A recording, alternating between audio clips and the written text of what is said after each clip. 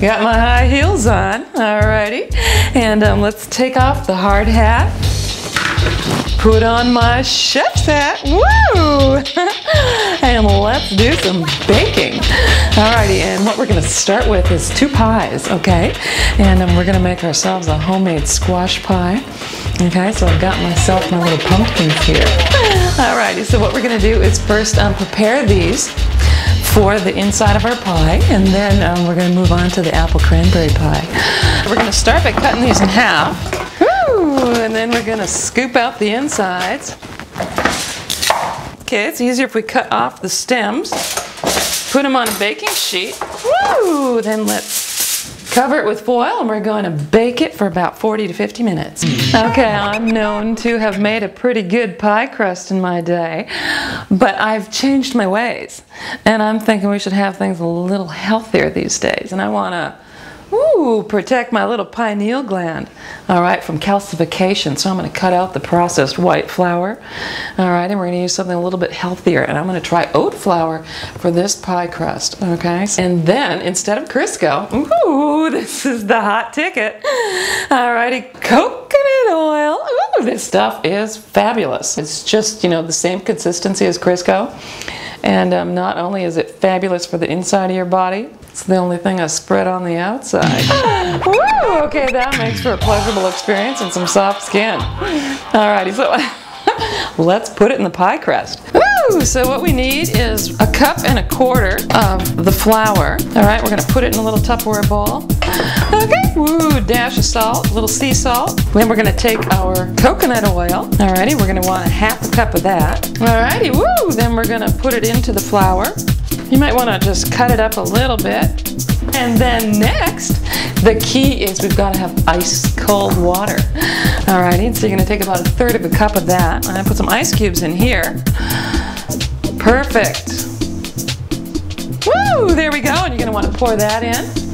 Alrighty, then we're going to take the top one, put that on, burp it a little bit. Alrighty, well, let's shake it up. Shake it up really well. Okay, and this is just going to kind of form a ball inside of this container. Woo! Shaking it up, alrighty. And then let's take the top off. Alright, put your fingers in there. Alright, and get yourself a nice mound of pie dough. Alrighty, make sure your hands are clean. Okay, wash them thoroughly. And then we're going to let this sit for about 10 minutes.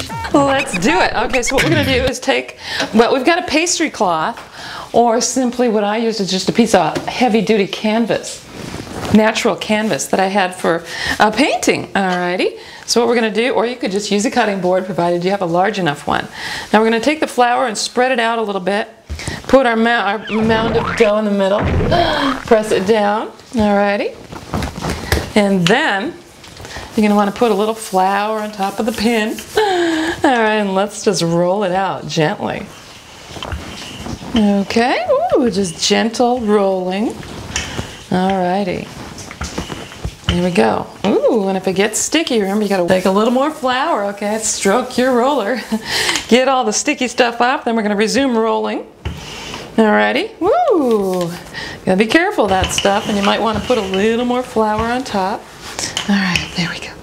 Well, it's rolling out like similar to a regular pie crust, but I'm thinking that it's probably not going to stick together as well as I'd like. Okay, so there we go. Now we can take our pie plate, put it on top, alright, make sure the size is good. Then I'm going to take this just like a regular pie, and then I'm going to put it next to the roller. Okay, then see if we can roll it around. Alright, perfect. Okay, then put down the plate, and then let's see what happens now. Woo, there we go. Okay. Oh, goodness, that's... Oh, I think I've got a problem here. It's not functioning as a normal pie crust would. It's kind of falling apart. Alright, let's see what we can do here. Well, let's play with it. I think with this dough, well, it sticks together if I just play with it a little bit. I'm not going to get too upset about that. I know that I can just kind of piece this thing together a little bit. Easy as that. I'm sure I'm probably going to win a taste award with this pie, but I don't know about the aesthetic award. All right, so let's see what we can do to make this pretty. All right. Okay, well, that'll work. What we're I'm just gonna, here we go. Let's just press it up along the edge. All right, so it's like 1/2 inch to 3/8 inch above the edge of the pie. Ooh, there we go. So I'm just gonna kind of gently press down and pull back. Press down and pull back. Oh, just nice and gentle with the pie crust. Okay, there we go. Oh, that looks like a normal pie shell. Alrighty, but it's gonna taste much better. Woo! Alrighty, so let's put this to the side. Maybe I'll chill these up a little bit while we make the inside for the pies. Okay, for the insides, what we're gonna need is some apples. Woo! And I'm gonna use organic Granny Smith apples. And then we're gonna want 2 cups of organic cranberries. And then you're gonna want about 1/2 teaspoon of cinnamon and 1/2 teaspoon nutmeg. And of course, we're gonna need our sugar. And I like it in the raw. So much better that way. And it's so much better for you. All right, so we're gonna want 1/2 cup of that. And a little flour. Let's go back to the oat flour. And let's mix that up a little bit. Okay, make sure everything is coated perfectly. Woo, there we go. And then let's just gently put this inside the shell. Woo, and for the topping, we're gonna wanna have 1/2 cup rolled oats, organic oats. We're gonna have 1/3 cup of the raw sugar. Alrighty, and then we're gonna have about 1/4 of a teaspoon of cinnamon. There we go. Finish it off with 1/4 cup coconut oil instead of margarine. Alrighty, we're gonna mix that all up nicely into the oats. Okay, and make a nice crumbly mixture. Ooh, let's just crumble it on top. That's perfect. And it's always nice to have the added touch of some nuts. Woo! There we go. So let's crack some. Well, I've got some walnuts here. And I'm going to do about 1/3 cup. All right. Woo! Perfect. And then we'll sprinkle that on top. Oh, this is just going to be so wonderful. Woo! There we go. Alrighty, now before we bake this, let's work on the squash pie. Let's start by scooping out our pumpkin. We're going to want 2 cups of this. Ooh, that's just so nice and tender. Alrighty, so what we're going to do is put that in the emulsifier, or you could use a food processor, whatever you have to work with. Now, what we're going to need is about 3/4 cup tofu. And with your tofu, remember, I want you to use the live tofu or the fermented tofu. It's not as easy to find, but it's really the only soy product I eat. All right, you're going to want 3/4 of a cup, and I've guessed that out. Okay, oh, that's pretty darn close. Put that in. We got about 1 teaspoon of cinnamon. We've got a 1/4 teaspoon of nutmeg, 1/4 teaspoon of cloves, about a 1/2 teaspoon fresh ginger. We've got the 1/2 cup of raw sugar in there. So now let's mix it up. Woo! There we go. Alrighty, we've got it all mixed up. This is just perfect. Okay, so let's pour it in the shell. Oh, this is gonna be lovely. I'm just gonna kind of spread it out all nicely in there. And then,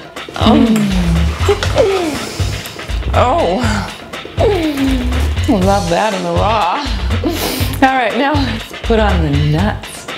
And then we're gonna bake it at 350 for about 40 to 50 minutes. In fact, we'll do both pies the same and see how that works out.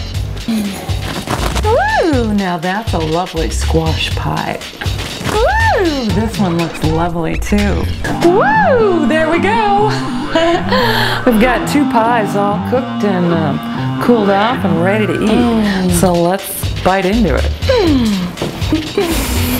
Okay, the squash pie. Oh, it's got good texture.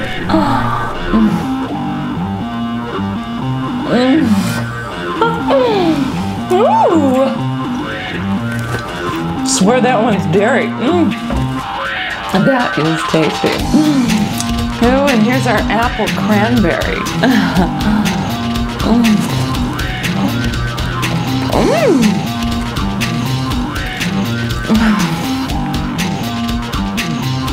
Oh, that is tasty.